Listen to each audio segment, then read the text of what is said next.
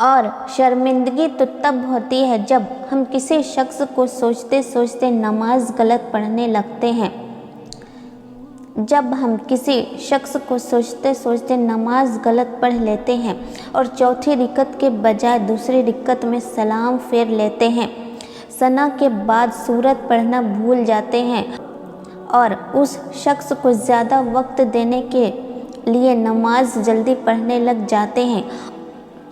اور پھر جب وہی شخص ہمارے دل کے ٹکڑے ٹکڑے کر دیتا ہے، ہماری ہر لمحے کی محبت، چاہت، انتظار اور آنسو سب کو دھتکار کر آگے چلا جاتا ہے، تو پھر ہم یقین نہیں کر پاتے، اس کے پیچھے بھاگتے ہیں، اپنی عزت نفس کو اس کی ایک توجہ کے لیے اس کے قدموں میں نچھاور کر دیتے ہیں، اور پھر یہ خواہش کرتے ہیں کہ وہ ہمارے اس محبت کو اپنے سر کا تاج بنا لے، لیکن ہم یہ بھول جاتے ہیں کہ قدموں میں ڈالی گئی چیز سر کا تاج نہیں، پیروں کی دھول بنا کرتی ہے۔ لیکن ویٹ، جب آپ کو کسی سے بات کرتے ہوئے اچھا لگنے لگے، مزہ آنے لگے، تو اس ٹائم سارا کچھ ختم کر دے، ورنہ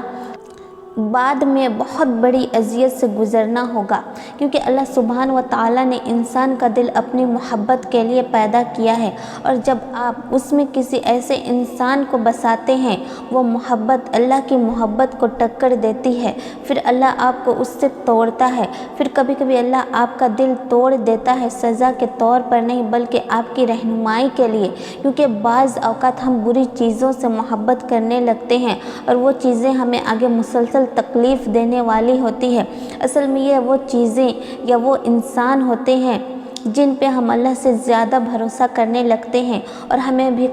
ہمیں بھی خبر نہیں ہوتی۔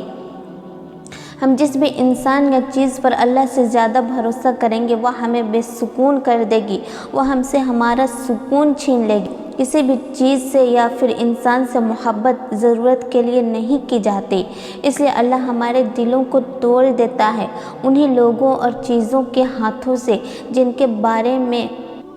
بارے میں ہم سوچتے ہیں اگر وہ نہ ملے تو ہم مر جائیں گے۔ آپ کا دل شروع سے اللہ کے لیے بنایا گیا ہے،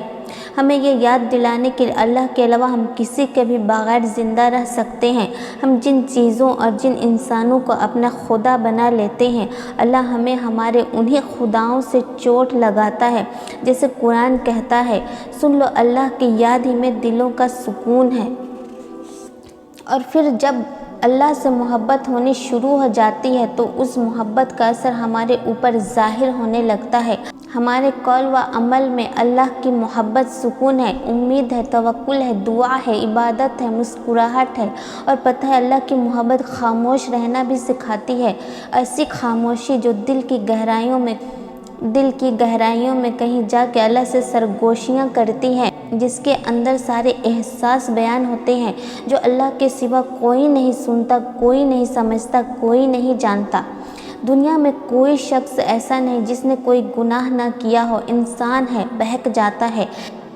لیکن نادم بھی تو ہو جاتا ہے۔ اگر کوئی انسان موو آن کرنا چاہے اور اس کے لیے کوشش بھی کرے، خدارا ماضی کے تانے نہ دیا کرے، جب اللہ موقع دے سکتا ہے تو آپ کو کیا تکلیف ہے؟ انسان بنے، خدا نہیں، دوسروں کو بھی انسان ہونے کا مارجن دے، سب نے اپنی اپنی قبر میں جانا ہے، آپ پہلے اپنی فکر کریں، بعد میں دوسروں کی کردار کشی کریں۔ یاد رکھیں اللہ ٹوٹی ہوئی چیزوں کو بڑی خوبصورتی سے استعمال کرتا ہے، ٹوٹے ہوئے بادل بارش برساتے ہیں، ٹوٹی ہوئی مٹی کھیتوں کے ساتھ قائم ہوتی ہے، ٹوٹے ہوئے فصل کی پیداوار کے بیچ سے پودوں کو زندگی دیتے ہیں۔ لہٰذا جب آپ کو لگتا ہے آپ ٹوٹ چکے ہو تو یقین کریں کہ اللہ آپ کو کسی بڑی چیز کے لیے استعمال کرنے کا ارادہ رکھتا ہے۔